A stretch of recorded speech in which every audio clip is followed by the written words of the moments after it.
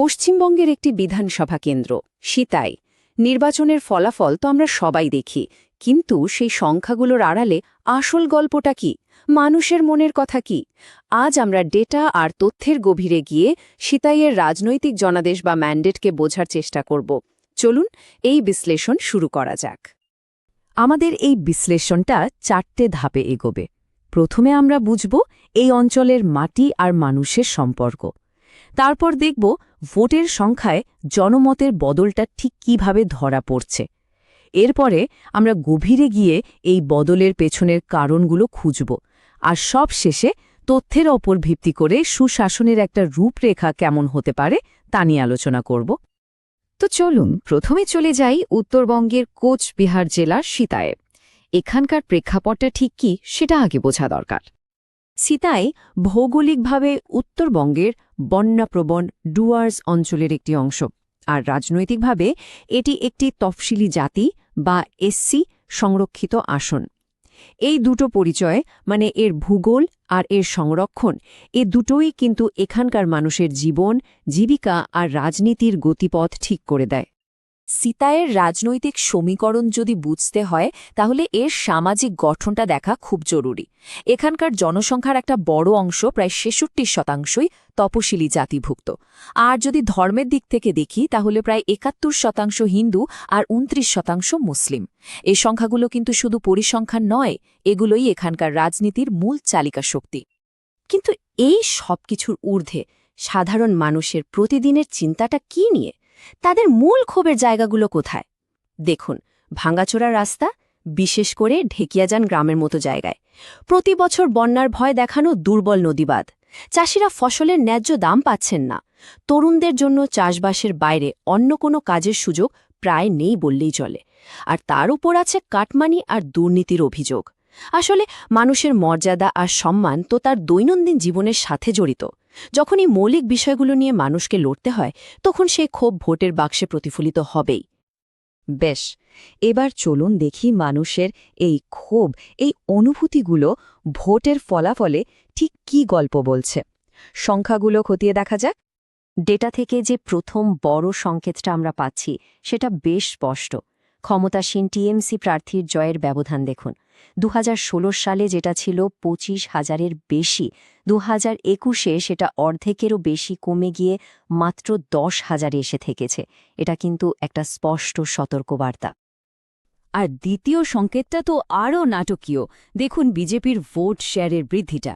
২০১৬ সালে যেখানে তাদের ভোট ছিল মাত্র ১২.৭%, সেখানে ২০২১-এ সেটা এক লাফে বেড়ে দাঁড়িয়েছে ৪৫.২%। মানে তারা এখন এই কেন্দ্রের প্রধান প্রতিদ্বন্দ্বী। এই পরিবর্তনটা কিন্তু হঠাৎ করে হয়নি। তাহলে এই বদলের কারণটা কি?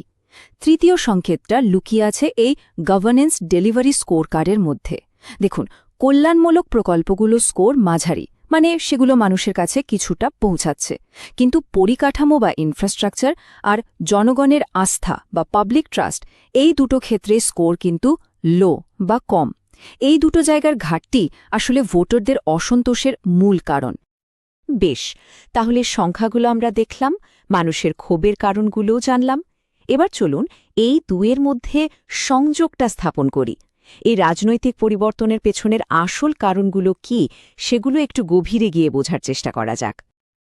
এই যে ব্যাপক অসন্তোষ, এর পেছনে শুধু স্থানীয় সমস্যাই নেই। দেখুন, শিক্ষক নিয়োগ কেলেঙ্কারির মতো রাজ্য স্তরের বিষয়গুলো হাজার হাজার চাকরি প্রার্থীর ভবিষ্যৎকে অনিশ্চিত করে দিয়েছে। তার সাথে আছে ভোটের পরের হিংসার আতঙ্ক। আবার আসামের এনআরসির পর থেকে অবৈধ অভিবাসন নিয়েও একটা উদ্বেগ তৈরি হয়েছে। আর বেকারত্ব তো আছেই, এর সাথে অনেকে আবার সংখ্যালঘু তোষণের অভিযোগও তোলেন। এই সব কিছু মিলিয়েই মানুষের মনে একটা গভীর প্রভাব ফেলেছে। এই পরিস্থিতিতে একটা খুব গুরুত্বপূর্ণ ধারণা হল স্লিপার ব্লক। এরা কারা? এরা হলেন এমন ভোটার গোষ্ঠী যারা আগে হয়তো খুব একটা সক্রিয় ছিলেন না, অথবা কোনো একটি নির্দিষ্ট দলের প্রতি অনুগত ছিলেন। কিন্তু এখন পরিস্থিতি বদলানোর সাথে সাথে তারাও তাদের সমর্থন বদলে ফেলেছেন। সিতাইয়ের ক্ষেত্রে আমরা দেখছি মতুয়া, মাহিষ্য, রাজবংশী হিন্দু এবং তরুণ ভোটাররা, এরা অনেকেই এই স্লিপার ব্লকের অংশ হয়ে উঠেছেন। তাহলে পরিস্থিতিটা ঠিক কেমন দাঁড়াচ্ছে? একদিকে ক্ষমতাসীন দলের দুর্বলতা হল পরিকাঠামো উন্নয়নে ব্যর্থতা আর রাজ্য স্তরের কেলেঙ্কারির বোঝা, আর অন্যদিকে বিরোধী দল শক্তিশালী জাতীয় নেতৃত্বের মুখ, হিন্দু ভাবাবেগ এবং পরিবর্তনের প্রতিশ্রুতিকে পুঁজি করে নিজেদের জায়গা তৈরি করছে। এতক্ষণ তো আমরা সমস্যা আর তার কারণ বিশ্লেষণ করলাম, কিন্তু শুধু বিশ্লেষণ তো যথেষ্ট নয়। ডেটার উপর ভিত্তি করে সিতায়ের সমস্যা সমাধানের জন্য একটা কার্যকরী পরিকল্পনা বা ব্লুপ্রিন্ট ঠিক কেমন হতে পারে, চলুন এবার সেটা দেখা যাক। আমাদের বিশ্লেষণ থেকে খুব নির্দিষ্ট এবং প্রভাবশালী ৩টে পরিকাঠামো প্রকল্পের কথা উঠে আসছে। প্রথমত, সিতায় ঢেকিয়াজানি রাস্তার উন্নয়ন। দ্বিতীয়ত, বন্যার হাত থেকে বাঁচতে নদী বাঁধগুলোকে আরও শক্তিশালী করা। আর তৃতীয়ত, একটি কৃষি প্রক্রিয়াকরণ কেন্দ্র বা অ্যাগ্রো প্রসেসিং হাব তৈরি করা। এই প্রকল্পগুলোর আসল প্রভাবটা একবার ভাবুন। এখানে শুধু আনুমানিক খরচ বা সময়সীমা নয়, সবচেয়ে জরুরি হল সাধারণ মানুষের জন্য এর লাভটা কি। একটা ভালো রাস্তা মানে শুধু যাতায়াত নয়, সব ঋতুতে বাজারের সাথে সরাসরি যোগাযোগ। একটা মজবুত বাঁধ মানে সুরক্ষিত ঘর আর কৃষি জমি। আর একটা কৃষি হাব মানে স্থানীয় প্রায় ৫০০টা চাকরির সুযোগ আর ফসলের ন্যায্য দাম।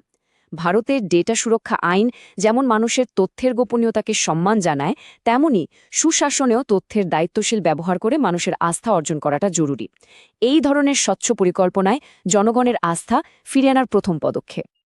এই পুরো বিশ্লেষণ থেকে একটা খুব গুরুত্বপূর্ণ কৌশলগত শিক্ষা পাওয়া যায়, আর সেটা হলো একটা সফল প্রচারণাকে দুটো জিনিসকে একসাথে জুড়তে হবে: মানুষের অর্থনৈতিক উদ্বেগ আর তাদের সাংস্কৃতিক পরিচয়। এই দুটোকে এক সুতোয় গাঁথতে পারলে মানুষের মনের কাছাকাছি পৌঁছানো যায়। আমাদের প্রতিবেশী রাজ্য আসাম বা ত্রিপুরাতেও আমরা এই একই প্রবণতা দেখেছি।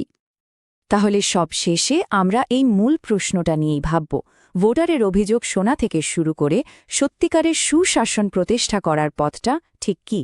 সিতায়ের এই বিশ্লেষণ আমাদের দেখিয়ে দেয় যে ডেটা বা তথ্য সেই পথটা খুঁজে পেতে সাহায্য করতে পারে, কিন্তু আসল কাজটা হল নেতৃত্বকে সেই পথে হাঁটা এবং জনগণের আস্থা অর্জন করা। এর মধ্যেই লুকিয়ে আছে ভবিষ্যতের রাজনীতির আসল challenge. If you want to become a people-centric leader and uplift your constituency, get in touch with blueprintstrategies.ai at mgr@blueprintstrategies.ai or call 080-4204-1602. Purpose beyond politics.